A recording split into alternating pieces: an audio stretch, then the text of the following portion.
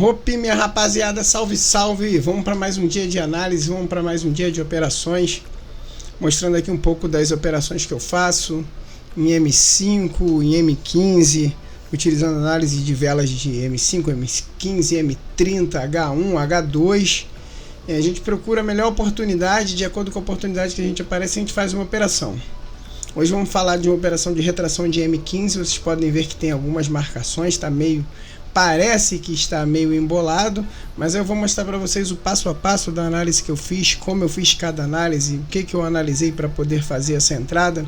Vocês podem ver que tem um movimento de alta, de impulsão de alta, fez um fundo, fez um topo, um segundo fundo, rompeu o topo e aí depois ele perdeu aquele topo lá em cima, começou a buscar o fundo lá embaixo.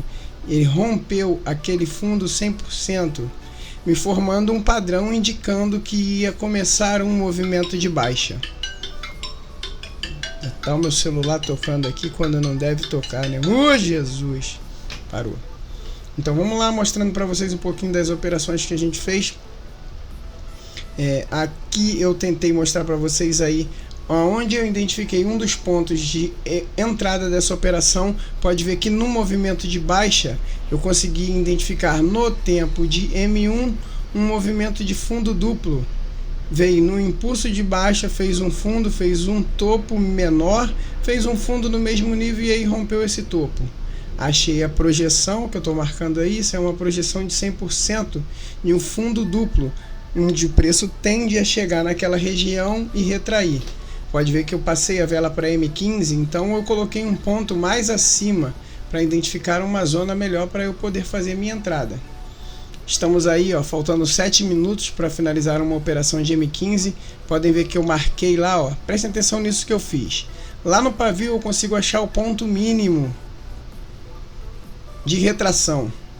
Quando eu subo isso e coloco lá no corpo, eu consigo achar um ponto máximo, onde o preço tende a buscar após ele fazer o rompimento. Você pode ver que esse candle vermelho bem grande engolfando fez um rompimento dessa linha de tendência, e aí na hora que eu vou marcar um pullback, eu procuro sempre colocar no corpo para buscar um ponto máximo, certo?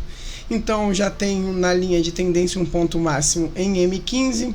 Se vocês verificarem aí, ó, eu estava ajeitando em M1 uma linha de tendência também micro, pode ver que tem um topo, um fundo, um topo descendente, e aí eu já valido já minha marcação de linha de tendência, tá? Tracei uma Fibonacci nesse movimento para também tentar achar um ponto de confluência. Lembrando, quanto mais pontos de confluência, melhor para a sua análise. Então vocês veem que numa operação de M15 eu já analisei em M5, analisei em M15 e também analiso em M1. Ainda não fiz a entrada. Pode ver que eu estou buscando melhores oportunidades. A vela de M15 ela já está me demonstrando uma retração, dizendo que ela quer descer, mas só que eu só vou fazer a entrada quando ela chegar no ponto exato, lá no ponto ideal. Aquela história que a gente fala, paciência, pessoal. Se não tiver paciência, a gente sai apertando o botão. Então esperar o melhor ponto, analisar com calma. Por isso que eu gosto de fazer operações em M5, M15, onde a gente tem um tempo maior para poder fazer as nossas análises. Pode ver que nesse momento meu alerta tocou, a vela deu um pico, e aí eu falei, agora sim é o momento de eu fazer a minha entrada. Já faltava 5 minutos para a finalização de uma vela de M15. Eu aguardei o pico, esperei ela buscar lá na minha linha de tendência, confluindo com aquele ponto ali que eu marquei, que era o ponto da minha projeção. Então eu sei que a projeção de M1 ela tá ali, então ela tende a chegar em M1, ó, deu o pico de vela, não entrei, dei uma ludibriada, fraquejei um pouco aí, mas esperei ela chegar lá na zona de novo, como eu falo, paciência, esperei ela dar um pico legal lá na minha linha de tendência para eu poder fazer a minha entrada. Verifiquem, se eu tivesse marcado lá naquele pavio, provavelmente eu não teria achado um ponto tão bom. Então eu marquei lá no corpo de M15 para achar um ponto lá em cima melhor. Aí entrei lá na linha de tendência, aproveitei aquele pico de vela. Se ela chegasse naquela linha vermelha lá em cima, né, que era a minha linha de tendência em M1, era um ponto melhor. Vocês podem ver que ela ameaçou ir buscar, ameaçou, mas ainda não chegou. Então eu aguardei, me preparei para fazer a análise. Se ela busca na zona de Fibo também, que estava marcada em 50%, também seria um bom ponto. Mas por que esse ponto aí também foi um ponto legal? Vocês podem ver que tem duas médias que eu utilizo, uma média de 20 e uma média de 100. Então ele buscou essa média de 100 para começar a fazer o movimento de retração. Então ele vem no movimento de pullback, ó, fez o movimento de alta, topo, fundo, topo, rompeu aquele fundo, então a tendência é ele fazer esse rompimento, tocar ali em cima e continuar esse movimento de queda, formando um padrão de ombro, cabeça, ombro. Entende? Então agora eu vou mostrar para vocês aí como eu fiz essa análise detalhada, passo a passo, para vocês entenderem e verem como a gente faz uma análise fugindo um pouco daquela caixinha de suporte e resistência. Vocês podem ver que não tem suporte em H1, não tem resistência, não tem nada aí que você olha e fala assim, essa é uma zona de suporte e resistência. Isso é quase uma análise vela a vela, mas você analisando para fazer uma operação em vários tempos diferentes, certo? Então primeiramente, o que eu fiz? Coloquei num tempo de M15, achei uma linha de tendência em M15, foi o que eu mostrei para vocês lá embaixo. Vamos lá, vou excluir aqui tudo, mostrar o passo a passo desde o início. Ó, marquei a linha de tendência em M15. Teoricamente esse seria o ponto de retração, mas podem ver que ela já até rompeu. Porque em retração, quando ele vai buscar o pullback, ideal você buscar a máxima do preço, ó. Então você coloca lá no corpo mais próximo, ó. Acha um ponto melhor, onde eu coloquei. Então já achei a minha primeira análise, meu primeiro ponto para poder entrar. Então do segundo desse fundo ao topo, eu tento achar uma Fibonacci, alguma zona de confluência que conflua com a marcação da minha linha de tendência. Fiz a marcação da Fibonacci, achei um ponto bom de Fibonacci numa zona de 50% desse movimento todo aí. Fiz a marcação, para excluir a Fibonacci eu faço uma marcação de uma linha menor, eu vou lá e excluo a Fibonacci para não ficar muita informação. Eu marquei os dois níveis, então pode ver que eu marquei o nível de 50 e o nível de 61. Lembro que eu só utilizo uma taxa. Em casos extremos eu utilizo duas taxas. Onde eu utilizaria essa segunda taxa? Se ela buscasse lá em cima a zona de 61. Então eu deixei marcado, mas pelo tempo, como faltava 2 minutos, dificilmente ela iria buscar lá essa zona de 61. Mas de qualquer forma eu deixei um alerta ali ligado. Melhor prevenir do que remediar. Isso é para galera que gosta de usar muita taxa, né?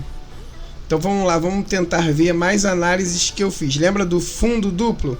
Pode ver que em M1, a partir do momento que ele rompeu a linha de tendência, ele formou um fundo duplo num tempo menor. O que eu fiz? Então eu marquei esse fundo duplo num tempo menor para eu tentar achar se tinha alguma confluência, um ponto melhor para eu achar um movimento de reversão num tempo menor. Ó, movimento de baixa, fez um fundo duplo, aí eu vou fazer a marcação desse fundo duplo, uma projeção bem fácil, ó, vou mostrar para vocês qual foi a análise que eu fiz, né, para achar esse fundo duplo. Deixa eu procurar a ferramenta aqui. Tá, deixa eu procurar aqui, isso, beleza, ó, fez esse movimento, fez o rompimento da linha de tendência, tentou fazer o topo, não conseguiu, fez um fundo no mesmo nível, e a partir do momento que ele faz o rompimento desse topo, ele me caracterizou um fundo duplo. Então eu busco a projeção desse fundo duplo. Isso eu já mostrei para vocês em alguns outros vídeos aqui, como é que a gente faz a projeção de fundo duplo. Marca a extremidade, o ponto mais baixo, no fundo, e marca o ponto extremo, onde fez o topo.